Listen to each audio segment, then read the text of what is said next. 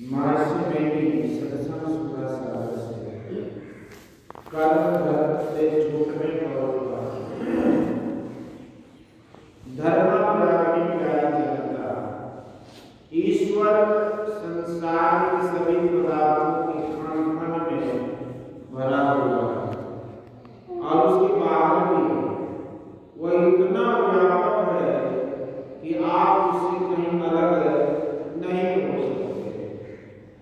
ऐसा इसलिए दृढ़ता के साथ कहा जाता है कि अनादि अनंत तत्व की स्थिति अवश्य है। सबको साथ और साथ मानने से बुद्धि को संतोष नहीं होता। सब शांतों के परे क्या है? अगर पूछो कि सब शांतों के परे का प्रश्न क्यों? इसलिए कि सब शांत शांत मिलकर अनंत कभी नहीं होगा। इसलिए सब सारे शांत के परे क्या है? यह प्रश्न होगा ही। शादी शांत के परे अनादि अनंत कहे बिना संतोष नहीं।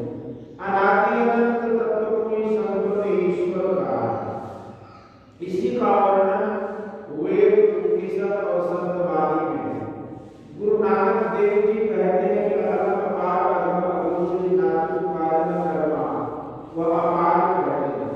वह परम तत्व है, परमार्थ स्वरूप है। गोस्वामी तुलसीदास जी कहते हैं कि राम ब्रह्म पर भारत होगा अविगत तलक अनादि अनूपा सकल विकार व्यक्तिगत वेदा कहीं देव दिनों कहीं वेदा है सब में सब नीचे निहारा जीव जंतु जल थल सब नीचे शब्द व्यापक बुलंद धारा सबके निकट दूर सब नीचे जिन जैसा विचारा सत्य परमात्मा सब में होकर उतना ही है ऐसा नहीं। उससे बाहर भी है। सब लोग एक ही बात कहते हैं, बुद्धि के विचार में ठीक ही है। गुरु महाराज कहते थे कि गुरु वाक्य हो, सदग्रंथ वचन हो और विचार का मेल हो तो उस पर पूरा विश्वास कर लो।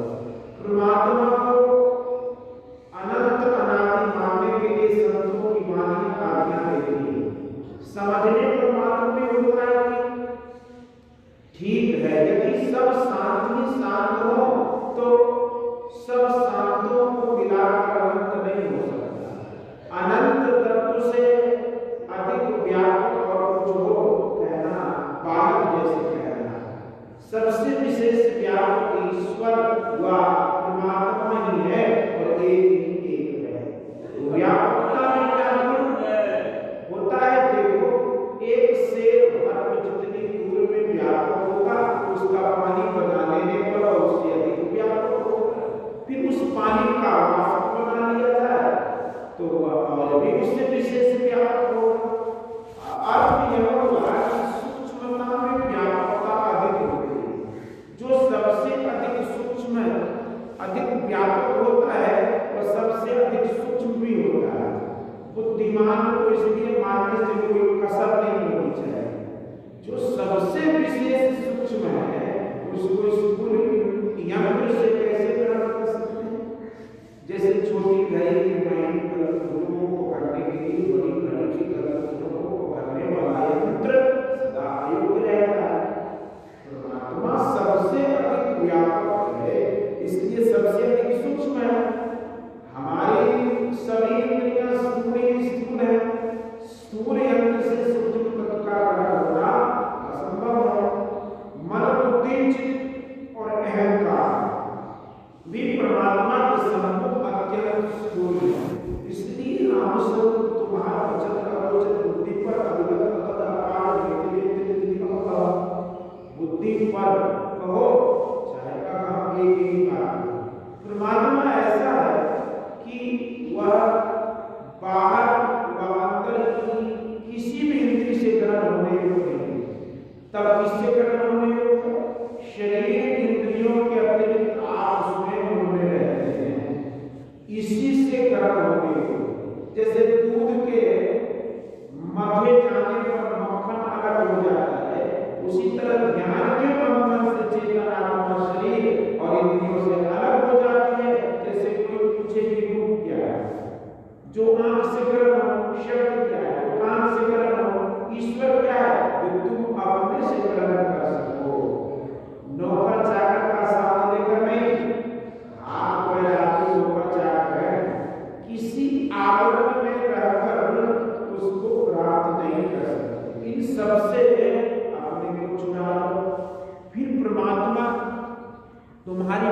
ज्ञान से बाहर नहीं रह सकेंगे।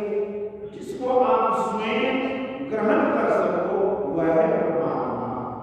जिस काम को करते करते ईश्वर की प्राप्ति होती है वही काम ईश्वर की भक्ति है। यह कैसे होगी? कबीर साहब ने कहा कि संतो भक्ति सतो गुरु। यह अपरा भक्ति नहीं है, पराभक्ति है। यह भक्ति ऐसी नहीं है कि ईश्वर को यहाँ बुलाओ। यह भक्ति वह है कि चलो ईश्वर के पास। दो तरह के ख्याल होते हैं। पहले कहते हैं कि ईश्वर को यही बुलाओगे, ठीक है, बहुतों को दर्शन हुआ भी, लेकिन यह इंद्रियों के ज्ञान में हुआ। हाथ से पैर पकड़ा, रूप का दर्शन हुआ, रूप धारण करने वाले का दर्शन नहीं हुआ। गोस्वामी तुलसीदास जी लिखते लिखते यह भी लिख गए कि भगत एक भगवान को प्राप्त करो तब किए जगत पाप कर्म प्राप्त नर रूप यथा यथा वेश धैर्य कोई सोई सोई बात दिखावे आपको होवे में सुनो। भगवान श्री राम के समय में कितने लोगों ने सभी ने अपनी अपनी भावनाओं को देखा। भगवान श्री कृष्ण को अर्जुन ने अपने सखा रूप में देखा, वसुदेव जी ने पुत्र के रूप में देखा। अर्जुन को भगवान का गहरा समझा, उनको विराट रूप का दर्शन हुआ। भगवान ने जैसा कहा अर्जुन ने वैसा किया। फिर यह कि सब धर्मों को छोड़कर मेरी शरण में आ जा। यह क्या? अर्जुन तो उनकी शरण में था ही, श्री राम का भी ऐसा दर्शन लोगों को हुआ। लेकिन श्री राम कहते ही जा रहे कि ऐसा और वैसा यही तक कर्म विषय भाई, अर्थात समझ लो कि यही तक कर्म निर्विषय भाई। जब तक इंद्रिय ज्ञान से ऊपर नहीं उठो, विषयों से नहीं छूट सकते, अपने ऊपर इंद्रियों का माया की चश्मा है उसको उतार दो, और शरीर की पट्टी लगी है उसको भी उतारो। विवेकानंद स्वामी ने कहा था कि यह कि अपनी दृष्टि को अंदर करो, अपने को शरीर इंद्रिय से ऊपर उठाओ। ब्रह्मानंद स्वामी ने कहा कि जिन्हें दूध के मथन से निकसत है कि जतन से, जिन्हें ध्यान के लगन से परब्रह्म ले दिखाना। यह बड़ा उत्तम शब्द है। ऐसा नहीं कि भगवान यहाँ आकर दर्शन देंगे, रूप नाशना है, यहाँ आकर किसी रूप में दर्शन देंगे, रूप में जो आए उनको तो पहचान नहीं हुई। श्री राम, श्री कृष्ण, विष्णु भगवान, शिव बाबा, काली माई का प्रत्यक्ष दर्शन लोगों ने किया, लेकिन दर्शन देने पर भी वे कहते थे कि यह काम करो और काम करो। तो तब तो श्री कृष्ण भगवान ने कहा कि सब धर्म को छोड़, कर्म छूटने से ही धर्म छूट सकता है। सुकर्म करने वाले को धर्मी, कुकर्म करने वाले को अधर्मी कहते हैं।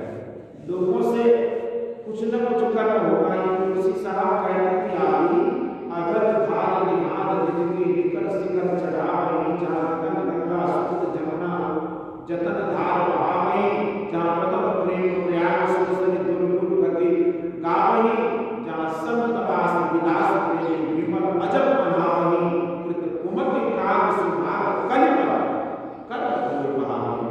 इस मिलाप को ही बीड़ी त्रिवेणी कहते हैं। संत लोग यही पर स्नान करते हैं, और जो शुभ अशुभ कर्म है वे सभी भूल जाते हैं। ध्यान से ही तो ऐसा होता है। ध्यान में ऐसा होता है कि जैसे तंत्रा में स्वाभाविक चाल होती है, वैसे ही ध्यान के द्वारा मानस धार और चेतन धार का सिमटाव होने से इंद्रियां शक्तिहीन हो जाती हैं, और तब सभी कर्म छूट जाते हैं। इसके लिए योग गुरु और श्रद्धा से उनकी सेवा अत्यंत अपेक्षित है। कबीर साहब ने कहा